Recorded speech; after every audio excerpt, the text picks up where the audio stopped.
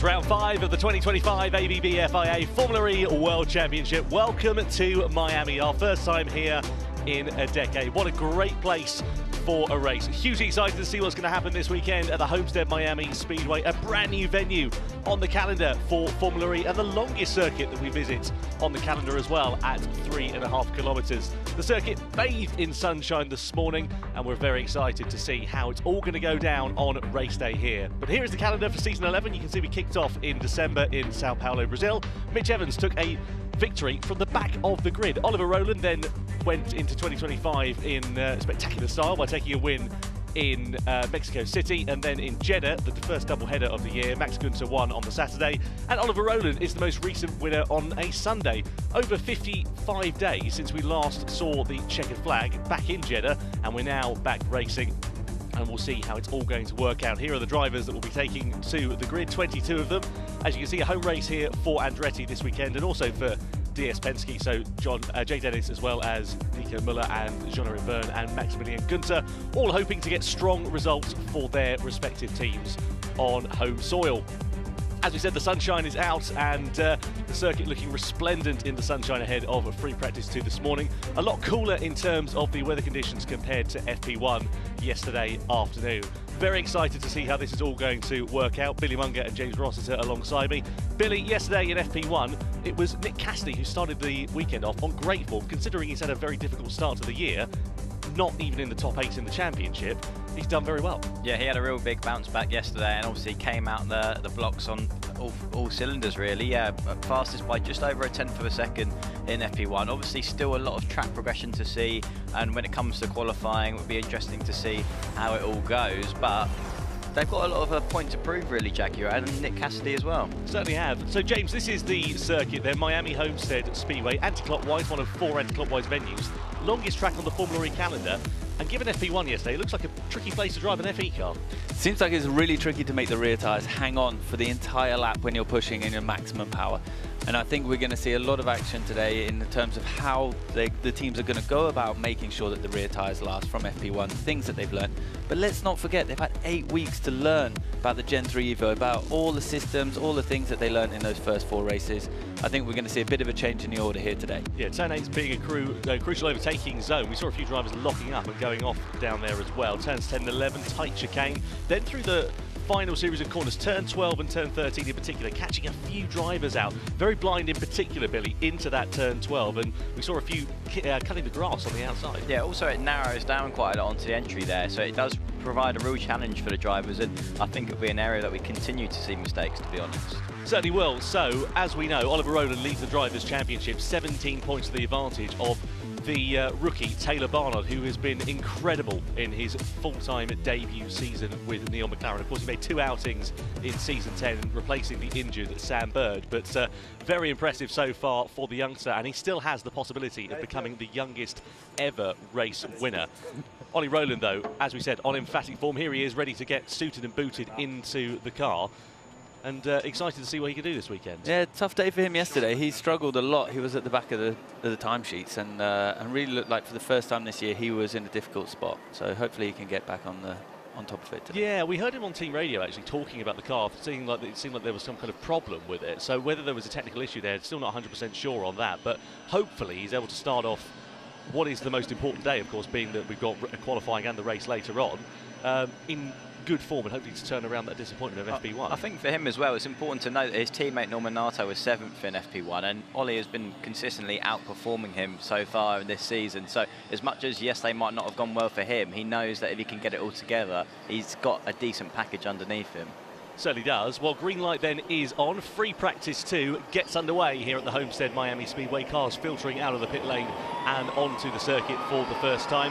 Just after 7:30 local time this morning. A lot cooler in terms of the weather conditions compared to what we had yesterday afternoon in FP1. Of course, those cooler conditions, I would imagine, James, means the track's going to be a bit faster this morning. It's going to be interesting to see. I think they'll struggle to get front tyre temperature with the cooler conditions this morning, but probably the rear tyres will be in a better window. So how the teams go about optimising their balance is going to be quite interesting. And then, of course, it's going to be completely different later on when the sun really gets up and we get those really hot beating moments on the track. So what do you think the teams are going to be able to learn from FP2 this morning, given the fact that it's going to be, in theory, significantly warmer when we get to quali later on? I think they're going to look at energy efficiency in the beginning of the session, and then towards the end focus more on their one-lap performance at the end of the session, and on those, you know, maximum 350 kilowatts four-wheel drive laps where they're going to be so important to get into the duels today. You see how wide it is on this straight here, Billy, coming down into turn 8. I mean, there's a good possibility, given that we were expecting this to be a very energy-critical race, we could see 3, maybe 4 wide. I was looking at that thinking we could maybe even see 5. Honestly, it is proper wide. For a Formula E circuit, that's not really the nature of the circuits that we normally compete at. So, again, an extra challenge for the drivers just to be aware of that and how that can play into their strategy when it comes to energy management in the race, because potentially you could have drivers that are overtaking 5-6 cars around the outside in the braking zones, just trying to keep that minimum speed up and be energy efficient. Good start to the weekend for Jaguar yesterday. Nick Cassidy fastest in FP1. He was ahead of his teammate Mitch Evans by just under 0.2 of a second. Very impressive start for Nick Cassidy, given the fact that he's not had a particularly brilliant season 11 so far. No, but Jaguar, in general, they had a pretty poor start to the season in terms of qualifying. Their race pace has been great, you know, all throughout this season, as they were super strong last year. But their one-lap pace, they've been really struggling, and it seems like they've got on top of that. They've used these 8 weeks to really work hard. I know that James Barkley was in the simulator, believe it or not. Right. So I believe that he could have made all the difference. Okay, so the plan is out, build, push, call, pushing up. Track temp is Maybe they go for a strategy they got from 19 degrees. Yesterday it was 38 when we finished. I beg your pardon for interrupting. I was just thinking maybe they go for a strategy they got from James Barkley in his sim work, perhaps. No, they've got, going for a push, cool push there. So there'll be a 300 kilowatt push, cool push. And that'll be focusing on making sure that they can get through to the duels. But they're also there, the engineer giving the information to Nick that it's 19 degrees colder, the track temperature, than it was yesterday. So that's going to significantly impact how he goes about his outlap, how he prepares the tyres, and as he's getting ready to launch the lap now. It's incredible, really, given Cassidy's performances over the last couple of seasons with Envision, with Jaguar, and especially how he ended season 10, that he didn't score any points until the second race in Jeddah last time out. I mean, I know he's had some misfortunes, obviously Brazil, he was unlucky to get caught up in incidents and so on, but yeah, again, not the start to the season that he wanted, but given the long break that we've had, Billy, you know, it's been, what, 6 weeks since we were last out at Jeddah, he's had the opportunity to kind of reset, go again, and start now from scratch again. Yeah, I think for Nick it was the perfect break at the perfect time, because when you're in that sort of you haven't got that momentum, you've been struggling to get to grips with, you know, picking up the big points at the start of the season. Sometimes it's just good for someone. I feel like Nick's quite that person that really rides at like the confidence high. So that 8-week gap is giving him a chance to really get his head into the data, crunch the numbers, look where he's been missing out. And I'm sure he'll be knowing going into this weekend really clearly in his head what he needs to do on a personal level. And then obviously the other factors come into play. He's going to just have to focus on his own performance.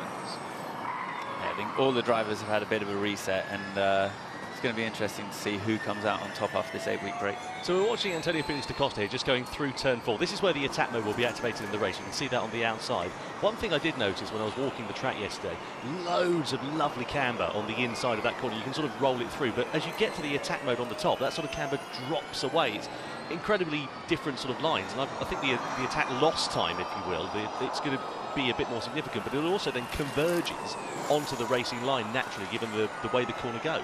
Yeah, I think this year we've not seen it be so much of an issue, because once you get into the attack mode and you've got your four-wheel drive, your 350 kilowatts, you can literally drive around the outside of the people. And I think that this circuit's going to lend itself to a lot of overtaking when you're in the attack mode. So what you're going to lose versus what you're going to gain is still going to be significant. So yes, you are going to lose, but you are going to be having the opportunity to overtake everyone. Next lap is push 300. Next lap, push 300. Push 300 there for Nick. Yep, so that's a standard power lap essentially. You've got 350 kilowatts in full attack. A big snap of oversteer there through the first corner. You can see it drops off, you get a big compression off of the banking. Then we head on to the infield section, so we're just hooking it up through turns 3 and 4. Talk us through this one here, Billy. Yeah, I mean, just coming into this attack mode zone now that you mentioned earlier, the nice bit of camber running through turns 4 and 5 there, and then they've got the long run down into turn 6. Again, one of the bigger braking zones on this circuit. It gets really narrow, actually, the way that the track's been set up here. The wall moves in. It's not as wide as the usual setup that most other series would use. And then again, going down into turn 8, a place where we saw a few mistakes yesterday. Let's see how Nick Cassidy fares going into here on a 300 kilowatt push lap. Nice and late on the brakes, rolling that minimum speed through, which is so important in Formula E. Traffic clearing his way as he's on the way out of the corner, and then back onto the banking for the tight chicane here. And the change of surface on the exit here I think is quite interesting. We're actually through the middle of the corner. There's a slight bit of a ramping there in terms of the exit, so that will help to keep the car in to the inside of the circuit and away from the wall. And then again through these last few fast corners where the car was moving around a lot yesterday for a lot of drivers, a few mistakes creeping in. The final little chicane onto the banking. How does the car handle that? It almost settles the car down when they get to that banking. They always, you can see them fighting the wheel. As soon as they get to that, it plants the tyres into the surface, gives them an extra bit of grip, and they can get it all together. Yeah, good lap there from Nick Cassidy going to the top of the pile. First sort of representative lap time that we've got in the session actually for Cassidy, 1:26. Still a fair way off of where we were with the full attack mode laps yesterday. Let's have another look at that snap through the first couple of corners. Just clipped the grass by the looks of things, didn't he, going through there? You see the compression, it's incredibly tight. And it, yeah, just hooked the car up, didn't it, on the bump? Yeah, so that was a nice piece of grass at the beginning of yesterday, and I know that I asked Jamie about this because she's raced here, and she said you don't want to cut it too much because if you do, it wears out quite quickly and it throws the car off, and that was a great example of that. This is something I wanted to talk about as well, traffic, because this is here, Taylor Barnard with the two Lola Yamaha Apt cars right in front of him. Now I know, of course, we're in practice, there's more cars on track that we're going to have at any point during qualifying, but some of the corners here are so blind, there is a good possibility that you could see drivers being impeded. Well, you can do. I mean, you know, the nature of the game when you've got to slow down, cool down your tyres, get everything right, I think you are going to see some people being impeded, but also you arrive so much quicker, and it's quite difficult for the engineer to time that right and give the information to the driver to make sure that they avoid getting in the way. Well, we saw that actually with the two Porsches yesterday, if you remember, down at, was it turn 8, I think it was. They almost had it coming together, Antonio Felix da Costa and Pascal Wehrlein, just a bit of a miscommunication on the team radio, da Costa not knowing that Wehrlein was on a push lap at that point. So, yeah, they'll be hoping to try and sort that out. Here is Grant Clark, senior race engineer at Neon McLaren, and he'll be working with Taylor Barnard on that side of the garage. On the other side, Stephen Lane, the race engineer for Sam Bird. Sam Bird currently 10th fastest at the moment. Just looking here at Stoffel Van Dorn, you can see the results that he's had in the 24-25 season today. He's been consistent, he's been the points in every race so far there, Billy. He needs to get himself onto the podium though, because if you look at what Jake Hughes especially was able to do in Jeddah, he got himself onto the podium there, and it's good to get those consistent results, but he'll be wanting to try and deliver a little bit more as we get into this stage of the season. Yeah, getting those consistent sort of 10th place finishes is one thing, and being consistent on the podium or in the top 5, that's where obviously you can then put yourself right in the shop window for fighting for the championship. As we've seen from the likes of Taylor Barnard, Oliver Rowland, they've been consistently, when they score points, scoring the big points. Absolutely. There is Jay Penske then, DS Penske's team principal. Of course, a home race for them. Here is Tommaso Volpe, Nissan, leading the team's championship, leading the drivers' championship. All of that work pretty much, in fact, down to Oliver Rowland in the factory Nissan camp at least. So far, Norman Nato not getting off the point-scoring board. And we know that Sergio Sette Camara is going to be jumping into that seat. Well, it's not confirmed, but we're fairly confident that's going to happen because he is reserve driver for Nissan, and he'll be jumping into that seat in Berlin. Do you think there's a possibility that Nato's going to need to look over his shoulder if he's not able to get off the points in the next couple of weekends, James? I mean, look, he's not the only one that we've seen have a couple of difficult races to start the season. You know, a few minutes ago we were just saying that Nick Cassidy also had a difficult start to the season. So Norman was fast yesterday. He's P2 right now.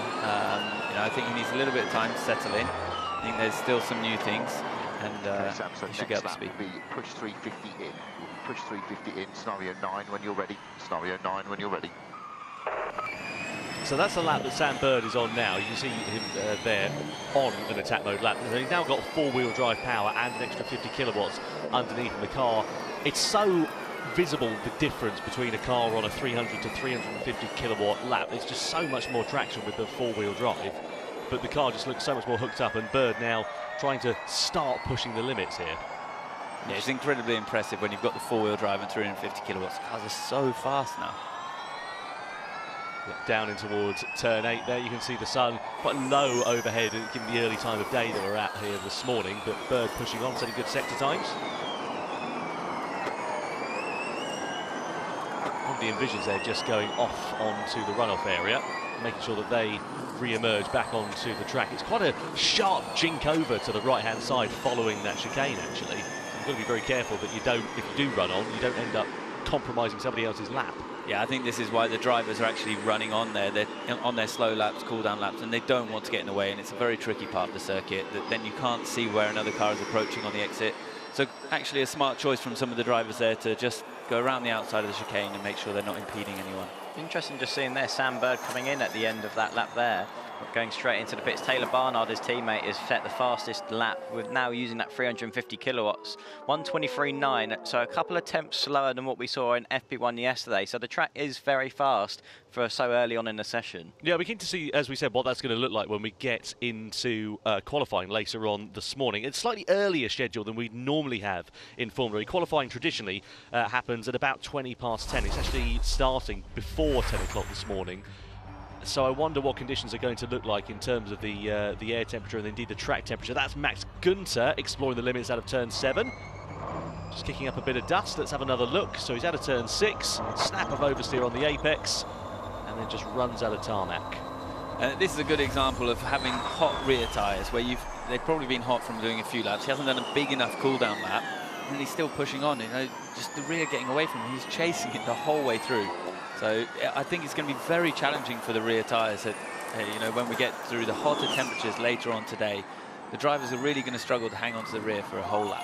It really looked yesterday like it was a handful driving a car around this track in these conditions. Of course, the track's going to rubber in a lot more, so it should get a bit grippy. But given the fact that, you know, we're not on slick tyres, these cars do inherently just move around a lot more compared to, you know, a single seat like an F2 or an F3 car. Yeah, they move around on the tread blocks, so especially when the surface of the tyre gets too hot, that surface temperature is really important on those cool-down laps to try and reduce that as much as possible. That's the tricky part for the drivers, of knowing, you know, how much is enough. Because obviously you don't want to then go into the start of the next push lap and having, you know, cooled them down too much and not having, you know, the car underneath you from the first corner. So it's really like a balance for the drivers and the engineers to try and focus on to get right. And of course this is a really abrasive... I went a bit wide in turn 1, a bit too deep. But the car is not bad. I was trying to update my braking, so I wouldn't change much. Understood. Well, Buemi there sounding a little bit happier compared to the balance of the car he had yesterday. He was slowest of all the drivers, some 3.1 seconds off the pace, but he said to his race engineer in FP1 the car was undrivable. So not the words you wanted to hear. They'll have been turning that inside out back to front, trying to make sure he's got a better base to start from this morning. So yeah, he was quite animated yesterday in his disapproval of the setup, so yeah, he sounds a lot more content today. And sometimes you need to be like that in order to get a big reaction from the team to make sure that you go into race day with exactly what you need, and also the right mentality on the approach of the evening's analysis of everything. Well, when we look at Envision as well, I mean, their fall from grace from season 9 to season 10 was profound, wasn't it? You know, going from being the team's champions to, I think it was 6th in the overall standings or something along the lines of that. Forgive me if I've got that a little bit wrong. I haven't got the standings to hand at the moment. But again, they didn't manage to get a victory last year. They got a couple of podiums with Freitz towards the end of the season, but it never really hooked up. So they need to try and, you know, get that momentum going for season 11. Yeah, I think they really struggled actually with losing Nick Cassidy to Jaguar. I think people underestimated how much Nick was bringing to the team. Absolutely. Looking at Freitz in a super slow-mo coming through turns 10 and 11. As you see inside the Jaguar garage here. So Mitch Aaron's currently down in 17th fastest, just behind teammate Nick Cassidy. Those two drivers opting for a different strategy. Something we saw in FP1 yesterday, Billy, was two drivers of the same team working together, sort of almost doing their own simulation of the pack racing that we're expecting later on this afternoon. It's incredibly important to do that, but what do you think the teams are learning in particular from just, you know, alternating the drivers. But they can obviously see the difference in efficiency when the two cars side behind each other, when the lead driver obviously is pushing the air, you can see how efficient he is in that clean air, but the driver behind his teammate, when he's following, you can again see what the gains are. I think energy efficiency is something coming into this weekend.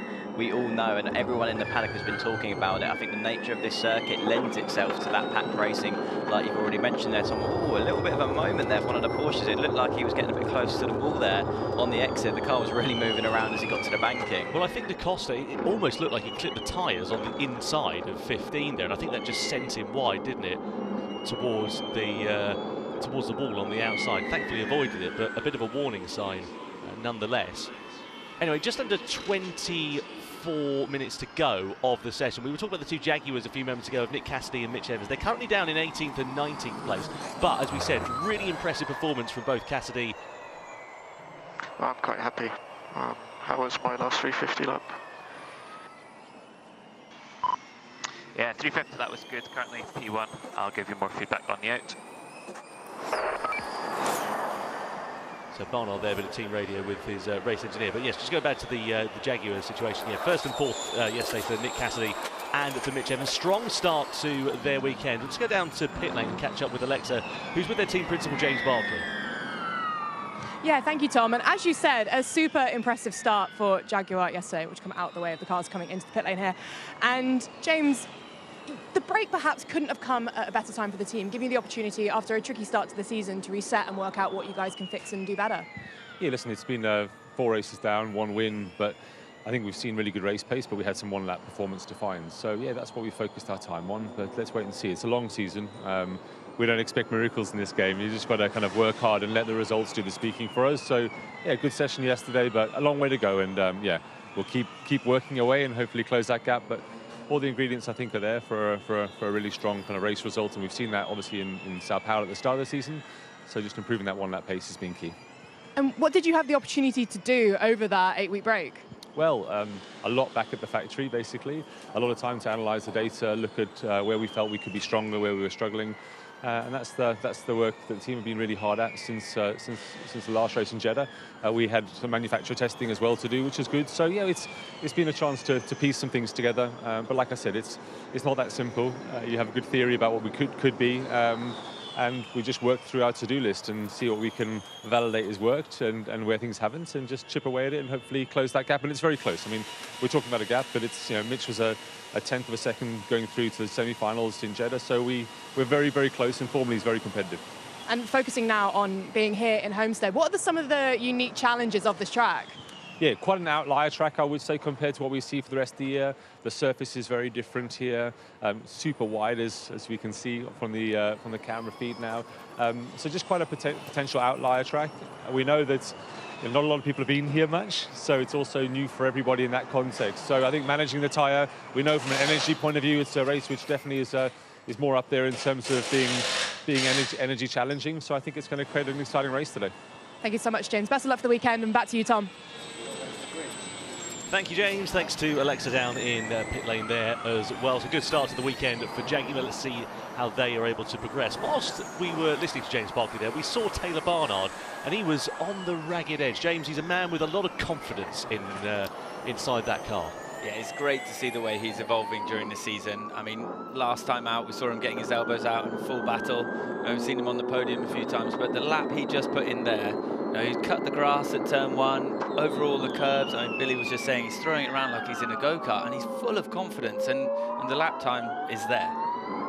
Yeah, it's really impressive to see. I mean, if you remember back to Jeddah when he got himself onto the podium in that great battle with Jake Hughes, it was in qualifying where we were so impressed. Whoa, big moment there for Nico M&uuml, and into the wall at turn 11, knocks the front wing, and I wonder if he's done a bit of suspension damage there as well. It's left a bit of debris on the circuits. Yeah, the front right is towing in quite a lot. I think that's going to be a tricky one. Hopefully he hasn't damaged his front powertrain, because if he has, that could be a bit of a problem for the boys to replace that. So red flag is now out due to the debris that's on the circuit. Roger Griffiths looking, well, as pragmatic as I'm sure he can in circumstances such as that, because it's going to disrupt not only his running but other drivers running as well. And essentially what this means is, as you can see, the clock is still counting down with the red flag. If it goes on for a little bit of time, there is a possibility they may add a few minutes on at the end of the session. The funny thing for me there is that it looked like it was going wrong quite early, and he didn't abort the corner. He's kept trying. I mean, if we watch the replay here, he's not going well there. He could have turned right, and I think he would have been okay, but Had a lock up into 12. Copy. So it started locking up very early. And when it starts locking up is the time to abort the corner, and he just hung on to it and tried to go. I mean, in qualifying I could understand it, but yeah, that's quite a big impact actually. And that wall is concrete, solid concrete that he hit, so it could have done some damage to the front powertrain, the FPK. Not the first time he's had problems in practice as well. If you remember to Sao Paulo, I think it was his second lap out, he ended up clipping the wall there, and that compromised his whole session, put him on the back foot for the remainder of the weekend. So let's have another look. It's just as soon as he started turning left there, he locked the front left, and then never going to make the corner at that speed. Yeah, then you can see it's crabbing like a shopping cart from Walmart, isn't it, for the rest of the straight. Not ideal at all there for Nico M&uuml. Let's hope that it's not significant damage for him and the Andretti team ahead of qualifying, because it's not a particularly long turnaround actually, for that matter. We've only got a couple of hours until we get quali underway. The car now being wheeled back into the garage. Yeah, and that front powertrain is quite difficult to access for the mechanics. So for them to, if it is a problem with it, it will be very complicated for them to replace it, even given the time window. They'll be quite up against the clock. Now, well, fingers crossed there for Nico M&uuml, and as we said, for the Andretti team. Clock still continues to count down as the marshals clear the debris on the circuit at the moment. You can see currently Taylor Barnard fastest ahead of the two Mahindras. And the marshals now just collecting the debris, making sure this track is safe so that when the session does resume, nobody goes out and gets a puncture, causing any further possible safety problems. See here Maximilian Günther, winner from Jeddah, being wheeled back into the garage as well. So looking at a red flag like this, Billy, what does it do from a driver's perspective in terms of disrupting your session, disrupting your rhythm? Because drivers would have been on certain run plans and now they're going to have to rethink it. Yeah, but also I think a lot of it, we were at that crossover point in the session where a lot of drivers were about to go into 350 kilowatts. They're about to do their first proper push laps from that. We've only got, by the looks of it, about the top 5 drivers that have used 350 kilowatts. Taylor Barnard obviously leading the way by a good chunk, but at least it gives a reference for the other drivers. They know in the remaining time they've got what the benchmark is, where maybe there was time on the table with your Eduardo Mortara, Nick De Vries, where are those 4 temps that you're missing to the Neon McLaren of Taylor Barnard. So they'll just be crunching numbers, they'll be figuring out any balance issues that they feel like they had in the car. It might actually help some drivers if they were struggling, just to have that bit of a break to reset and get back on the right track. Yeah, it gives the guys a bit of a chance to reset, have a chat with their engineers, discuss the remaining time, their run plan, discuss what they've achieved, how they're feeling, who's confident, who's not, if they need to make a change, if they need to change the tyre pressures. So it does give you a little opportunity to have a chat with the team and maybe optimise more these final 15 minutes that we're going to see. Yeah, session due to restart in just under 30 seconds or so's time. So this is the working pit lane that you can see here. Okay, Sam, so just a quick update. Not many cars have done 350 laps. Taylor's lap was his first lap, he did a 23.9. The lap that you...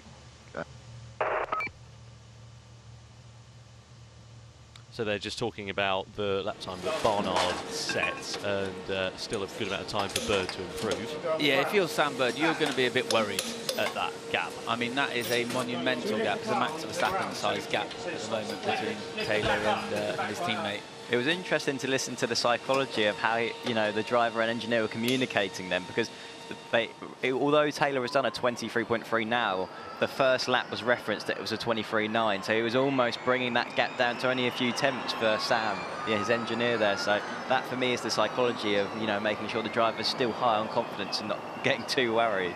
Yeah, but at this point, I'd rather know the truth. I'd rather know, shit, I'm 8 tenths off. Yeah. But yeah, exactly. It's one of those things, isn't it, with Sam Bird? He's not had a podium Apologies for the language in the commentary box, by the way. We're very passionate over here. We certainly are. Yeah, it's been over a year since his last podium, Sam Bird. You know, when we were in Sao Paulo, in Brazil, of course, and you took that emphatic victory with Mitch Evans, this man here. And you know, very impressive though it was, he's not had the same form since then. I know last year was disrupted because of the injury. You know, he was out for a couple of race weekends and so on. But it's one of those where you've got to look at it and think, well, Barnard on the other side of the garage is second in the championship. He's come in as a fresh face, a rookie, and he's delivering those performances. So, you know, Bird now needs to step up his game and try and deliver as well. Yeah, I think for Sam, like you say, it's been a bit of a patchy form season over the last year and this year. He's had moments where you feel like he's back and he's got performance within him. I'm obviously thinking back to Brazil last year. I mean, that victory was incredible, but yeah, it just needs to come more consistently for Sam. Yeah, certainly does. So you see the green flag is out, drivers now back out onto the circuit and immediately beginning a push lap here then for Nick Cassidy, currently mired down in 18th fastest. Let's have a look at his run through the first corner, because you can see there the grass has been dug out and it's actually a big old bump going through there now as well. But you can also see, as he's on this attack mode lap, that he's really fighting the car. Lots of turns and movements on the steering wheel coming through these corners on the infield section in particular. Building speed okay. What's his first sector time looking like? It's a personal best there, but a couple of tenths away from Barnard here. Cassidy there just clipping the grass on the outside. He's aborted the lap straight away, hasn't he? Yeah, he's bailed out of that one. It really looked like he was fighting the car. He was having to be really aggressive with his inputs there, Nick Cassidy. So, again, I feel like when we see Nick at his best, he looks like he's at one with the car. He's not really fighting it. So I don't know if there's still more work to do in terms of getting the balance right there. I don't know if it's tyre preparation as well at this point, because, I mean, he was fighting. It did not go anywhere where he wanted it to go in the first part of that lap.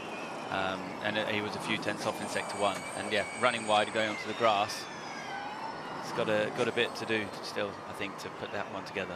Yeah, it is interesting. How, in terms of your driving style, do you have to change from driving a rear-wheel drive car to a four-wheel drive car here, James? You've spent extensive amounts of time in Formula E cars on simulators in the real world as well. You know, when you go from rear-wheel drive to four-wheel drive, how do you have to adjust that style? The first thing is you actually have to brake a little bit earlier, because you're going from 300 kilowatts to 350. So you're arriving at the corner faster, so you have to brake a little bit earlier, normally about 5 meters. Then you've got the complication of what is the car balance going to do when you go on throttle, and you want to commit hard to the throttle when you're getting on it. And in these long corners, it's something that we're finding is new for them here at this track in Miami. So I think that's why we saw Nick push wide, because once you accelerate with the front tyres as well as the rear tyres, you're going to get a bit more understeer. I think that's a challenge that we're going to see all the drivers facing when they take that step from the 300 kilowatt rear wheel drive to 350 attack mode with the four wheel drive. You're going to see a different balance, and the drivers finding different complications really to complete their laps. Just heard some team radio from Tictum in the commentary box saying that he's struggling with grip everywhere. This is down into that chicane, and that's similar to what Nico M&uuml did there, but thankfully he managed to go down the escape road. Yeah, that's the approach that James said that potentially Nico should have looked at when he started to lock up, in terms of bailing out of that corner, making that call early so you don't end up being in between, you know, two different scenarios and finding the wall, the concrete wall at that as well. Yeah, as a driver, you know as soon as you go to turn in, if you've overcommitted, you know. So, and that was a great example of Dan relying on his talent to abort right there. Well, you can see the work ongoing inside the Andretti garage here for Nico M&uuml. M&uuml, interestingly, has stayed in the car, so he's hoping to at least try and get out before the end of the session. It will probably only be an installation lap if they're able to do so, but it's one of those where you just want to make sure all systems are working and you're not going into qualifying with a bit of an unknown quantity. Anyway, Taylor Barnard currently fastest. 15 minutes of the free practice 2 session left at the moment. Let's go down to pit lane again with Alexa. She's catching up with team principal Ian James. Yeah, thank you, Tom. And as you said, Taylor currently sitting fastest on the timesheets. How delighted are you with the way he's just settled into the team, and what is it that you think makes him so successful so quickly in Formula E?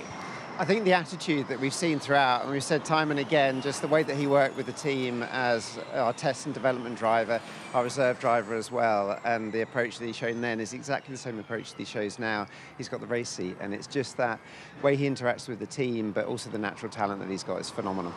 And I remember you saying back in Jeddah that you think him and Ollie Rowland especially are born karting style of drivers. They have that way of taking the car around the track.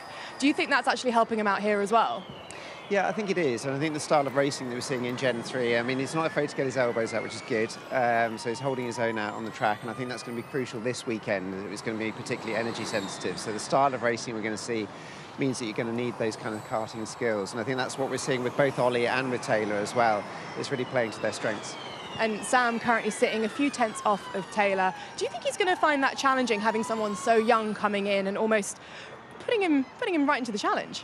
No, not at all. I mean, it's always good to have some healthy competition within the team, but actually the lap that we saw from Sam was pretty decent. He got caught up with some traffic, which really sort of compromised it. So, no, from what we can see in the sector times, I'm not concerned at all, and he had a great FP1 yesterday, so I think it's all to play for. Thank you so much, Ian. Good luck this weekend, and back to you, Tom. Thank you very much indeed, Alexa. Thank you to Ian James there as well. So, one moment. I don't know what you've done to this car since the break, but it just won't break. Not the feedback you want your driver to give to your race engineer. I don't know what you've done to this car overnight, but it's not the same car, essentially, is what Oliver Rowland is saying there. He was saying since the break.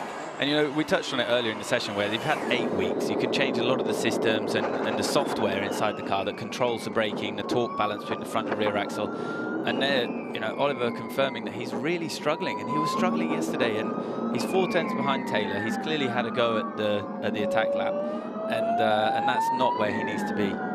No. Do you think that's down to the fact that it's a car-related issue, or do you think everyone else has just improved? I mean, I suppose the argument is that, you know, the Nissan powertrain is in the back of the McLaren, so...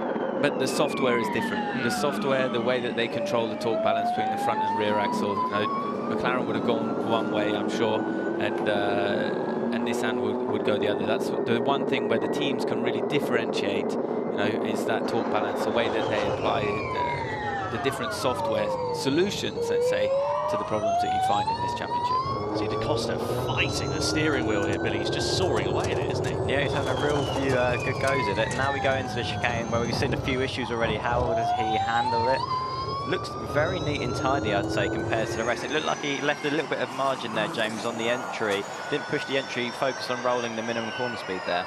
Yeah, I think the minimum speed is key. I think the drivers are getting sort of drawn into that late braking there. They're not going to find the lap time they're looking for. It's going to be minimum speed and exit with the long straight on the way out of there. So Da Costa then onto the banking, onto the start-finish straight. Even the start-finish straight's not flat. There is still a degree of banking to it. As we come over the timeline now, he's on Verne, currently 17th fastest, but he's on a personal best, goes up into 10th quickest. Nicely done there for Jev.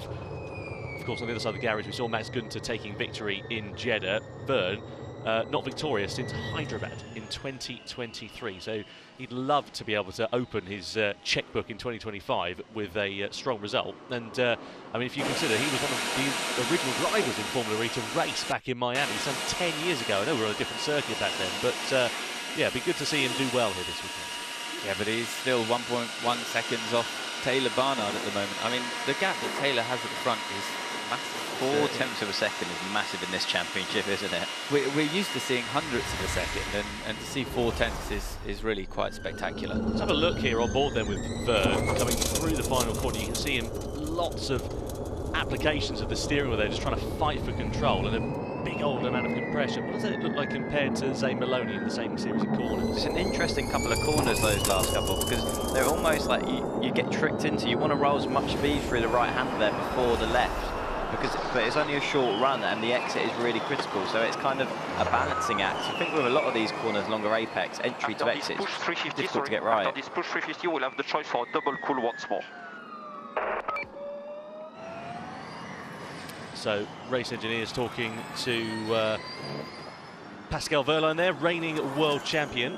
Pascal Wehrlein currently 8th in the driver standings at the moment. Hasn't been a particularly brilliant start to the year for him, and well, we've not seen him on the podium at all so far. Of course, I know he'd had some very unlucky misfortune when we look at Sao Paulo, ended up on his side in spectacular style, but yeah, he needs to have a strong weekend here in Miami to try and kick off his championship challenge, really, for 2025, because it's not been particularly brilliant on that side of the garage so far. No, you could hear Fabrice there telling Pascal, if we go for the push lap now, we've got enough time to have a double cool, and that just shows that the tyres are becoming a bit of an issue as it gets hotter this morning. And if he can cool them down for 2 laps and go again at the end, for a big push, but it looks like Pascal's going to get quite close here to Taylor. So, just under 10 minutes now left of free practice 2. We saw Nico M&uuml ending up in the wall, bringing out the red flag earlier on in the session. We know the team are working very hard on the car at the moment. Let's get down to Alexa, who's catching up with team principal Roger Griffiths, and see if we can get an update on the situation there for Nico. Yeah, thank you, Tom. We've just seen Nico get out of the car down here. I wonder, Roger, can you tell us what the current extent of the damage on the car is?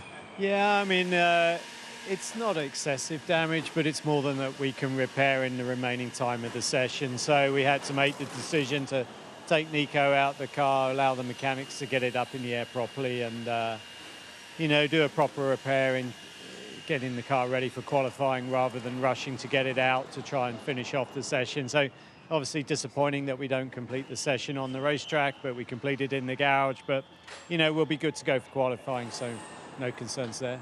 And can you explain to us from your perspective what actually caused the crash in the first place? I mean, not seen the data, but I would say from observation, probably Nico was a little late on the brakes. It was his first time at 350 kilowatts, so approaching speed was a bit higher than he'd been used to, so maybe a little bit of a misjudgment from his side. And how does this kind of set you up for the rest of the day, do you think? Yeah, I mean, it's never ideal. I mean, we don't get that much running here. He hasn't had a chance to complete a 350 kilowatt lap now going into qualifying. So, you know, obviously the focus is on the group stages, getting through the group stage, and then, you know, once you're into the duels, you're starting no worse than 8. So I think he's pretty happy at 300 kilowatts. So, yeah, we'll see what we've got from there. And obviously Jake's out there performing, and Nico's getting some good data from Jake's car that he can look at. So, no, I mean, yeah, it's not ideal, but we'll move on. Best of luck, Roger, for the rest of today. Thank you. Back to you, Tom. Thanks, Roger. Thanks, Alexa. Yeah, difficult times there for Nico M&uuml. A shame for him to end the session early, courtesy of the mistake that he made down into that chicane. But a good opportunity now for the team to try and repair that car fully ahead of qualifying. A huge challenge. I mean, not doing a single 350 attack lap and going into qualifying, he's going to be massively on the back foot. And not only that, his teammate won't have the data to compare to him to find those last couple of tenths. He didn't even do a 350 kilowatt lap yesterday in free practice 1 either, so that just adds to the difficulties he's going to face in qualifying. Yeah, not ideal at all there for Nico M&uuml. Here's Sean McGill, Jake Dennis's race engineer. We just saw Dennis going up to 3rd quickest. That's a bit more like it. It's interesting, actually, because the lap times were sort of beginning to plateau a little bit a few minutes ago. Now they seem to start heading in the right direction, and we're seeing a few quicker lap times coming in. What do you think that's down to, Billy? Do you think that's down to drivers just sort of overheating their tyres at that stage of the session is why we saw the drop-off, and now they're getting it back into the right window? I think also just the disruption of the session, having that red flag. I feel like, you know, we saw some drivers making mistakes and almost complaining about the balance of their car, feeling like it was different. So it feels like, you know, between engineer and driver, they've now got the tyres back in the right window. They've now got back into their own rhythm behind the wheel. And I think just naturally, as we get towards the end of this session, we're going to start to see more representative lap times. But Taylor Barnard still leading the way, still setting the benchmark. I think if you're Taylor Barnard, even if you get pipped at the end of this session by another driver, you're still going to be so high on confidence because you've led this session for such a long period of time, and you probably know, okay, I didn't set a lap time towards the end where everyone else was putting in their best lap times. Could there have been more? Mortara and Mahindra looking pretty handy at the moment. 5th quickest for Mortara. He comes across the timing line, loses a bit in the final sector, so doesn't improve. Stays 5th quickest at the moment, but his teammate Nick de Vries also up there in 8th place as well. There's Fred Bertrand, the team principal and CEO of Mahindra.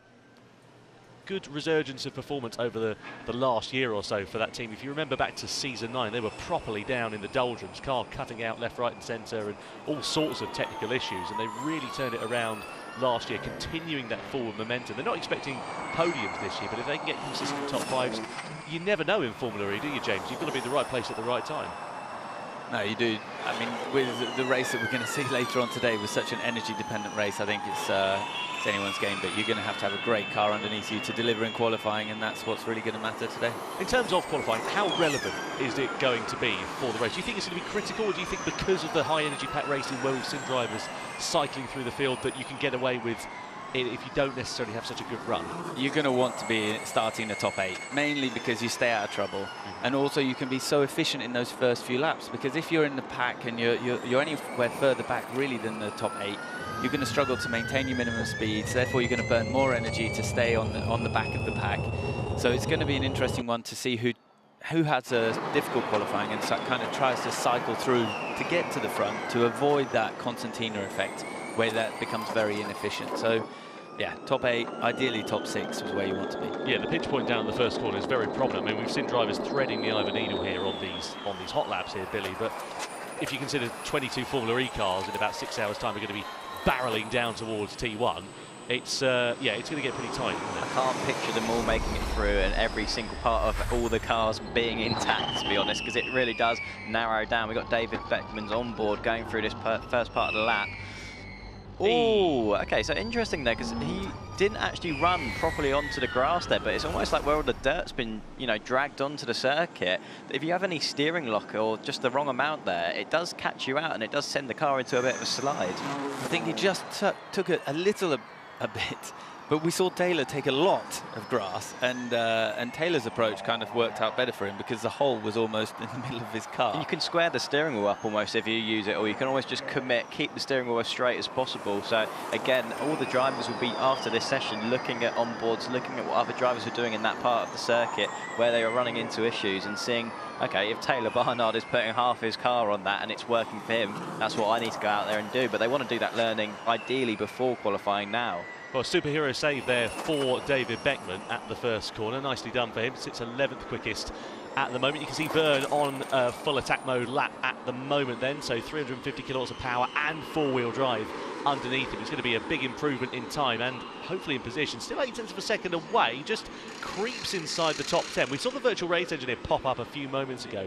saying low track evolution. If you consider it's a bit cooler this morning, track conditions there inherently means that time should be a bit faster. We were 1:23.7 in FP1 yesterday. We're 1:23.3, so half a second or so. I mean, if you consider other circuits, we have seen it evolve quicker between those two sessions, haven't we? Yeah, I think the temperatures are definitely playing their part in terms of not allowing this circuit that, you know, is a little bit green. It's not properly rubbered in yet. I think because we've got those low temperatures, we're not getting all the rubber going down. The grip levels aren't really dramatically improving at this point in time. Qualifying, I think, especially when we get to the latter stages, the duels, I think that will be where we see a big chunk of track evolution, to be honest. Only 3 drivers in the pits. The rest of the circuit pretty congested at the moment. Verline, of course, and now, we know Nico Miller's not going to be making it out because of his car being repaired. Dak has also just come into the pit lane. Antonio Felix da Costa currently sitting second fastest. Here is Jake Dennis on the other side of the Andretti garage. This is looking a bit more like it here for Jake Dennis. He's just starting to build himself up to a final flying lap then in this session. And, well, Jake will be hoping for a return to the rostrum. Last time he was on the top step of the podium was Diriyah last year. So it's February 2024, the last time that we saw Dennis taking a victory. Yeah, it's been a long time coming. I think it's great to see him regaining some form. Next lap is push. Prepare scenario 8 for single push 300. So interesting enough, Taylor's going for a push 300. Now I think why the team are doing it this way, and he's done his 350 laps earlier, is because push 300 is what you need to get through the group stages in order to get to the duel. So the team are really setting him up, giving him the best possible chance to make it through and, you know, fulfill his potential here this weekend. That seems pretty immense. Well, he's done some incredible performances in qualifying, hasn't he? We know he's able to pull it out of the bag, and you can see just the way he's driving that car, Billy. He just exudes confidence. He's got no fear at all. Yeah, he's completely hustling the car around the circuit, which in Formula E I think is necessary, especially when we get to these wider circuits where minimum corner speeds are really important. He's not afraid to really roll the speed in, be late on the brakes, you know, push the entry, push the minimum corner speed, push the exits. But also I think what Taylor's coming into the season being a rookie, what he's got in his locker is he's got the ability to just be a bit overconfident, be a bit naive almost in a way, and if he makes mistakes, he's not getting too hung up on them. Yellow flag down at the first sector. I think Vern may have come to a brief stop looking at our track map here in the commentary box. Looks like he's gotten going again, so hopefully that yellow flag disappears. But that is going to thwart any drivers who were on push laps at the end of this session. Stoffel van Dorn was, as was Maximilian Günther. Günther down some 3 seconds off the pace at the moment. Checker flag is now out, so these will be the final times set. Barnard's already taken the checker flag, as has Jake Dennis. Van Dorn starting to improve, but still half a second away there in this middle sector. Gunther also improving, but you can still see he's a couple of seconds shy of Barnard's time, so they're not going to be troubling the top 10 in this session, possibly for Van Dorn if he's able to hook it up in this final sector of the lap, but we'll see what happens for him as he comes across the timing line. Van Dorn does just sneak into the top 10 for Maserati MSG at the end of FP2. Gunther, as we saw, he was a couple of seconds away, and he's only 18th fastest, so that's not the end to the second practice session that the German driver would have wanted. And now the other drivers coming to the timing line then here as well, so they'll finish their laps, come round, do a practice start here. Interestingly, Nick Cassidy, you're just pointing to the timing screen there, Billy, down in 17th place, considering he was top of the pile yesterday. That's a bit of a come down on form, 1.6 seconds slower. Yeah, it's not exactly gone to plan for him, especially when he's looking to the other side of the garage and seeing Mitch Evans in 4th. I guess that will ease a little bit of the pressure, knowing that the car has got seemingly more pace than what we've seen in the first few races, especially over one lap. But again, as a driver, you just want to be the side of the garage that's been able to deliver that performance. So it just leaves a slight question mark there for Nick Cassidy. So that's Vern rolling back into pit lane. So he's not doing a practice start, so I think he did come to a stop in that first couple of corners. Let's have a look. Did he have a moment? Oh, he had a spin straight off to the seam of the grass down at the first corner. Gathered it all up okay. A victim of that bump, I think. I think that must have thrown him off, because that's a strange place to see him going, and he was also spinning in the opposite direction as the way the corner was going, which would suggest that he's tried to cut that grass that we saw a couple of them trying on, and where it's just kicked the rear around, he's gone all the way around and looped the car around the other way. Yeah, there's only so much fly mowing you can do in a Formula E car, and that, as it turns out, is the limit there for Jean-Eric Verne. I'd love to see an onboard of that same moment there for him, just to really work out what happened, because we sort of joined it a little bit later on. But I'm running out of superlatives to talk about this man, Taylor Barnard. So impressive is the 20-year-old from Norwich. Top of the class in free practice too, and by a relatively commanding margin. 0.2 of a second may not sound like a lot. The gap certainly shrunk towards the end of that session, but very impressive performances for him here. You see the unique pit lane we've got at the Homestead Miami Speedway. We've got the working lane where the drivers were coming to during practice, stopping, having a chat with the race engineer and then going back out. But this is where they have to be rolled back into the garage, and it's about a 42-point turn, I think, to get the car back in, because they've got the steering lock of the QE2, these cars. Yeah, it's a bit tough there for the mechanics. I mean, luckily they've got the jack at the rear where they can lift the car up and quickly rotate it and get the car lined up in the garage. But yeah, special pit lane setup here today. Certainly is. So practice starts then underway for the drivers. Of course, when starting orders are ready for the drivers, they go into four-wheel drive mode. So as you can see there, almost seamless, no wheel spin at all away from the lights. It's interesting to looking there at the angles they were positioning the cars at on these starts, because you've got that slight bit of banking even on the main straight. It looked like the cars on the outside closer to the wall, almost aiming down the banking a little bit to help aid their traction a little bit. But it's really only one line through this first corner. The start of the race is going to be so difficult for everyone to get in there. Yeah, I can't wait. It's going to be super exciting. We love a bit of excitement in Formula E, and as you say, it's going to funnel down so much. We'll see how it's all going to work out when the lights go out at 1 PM local time here this afternoon.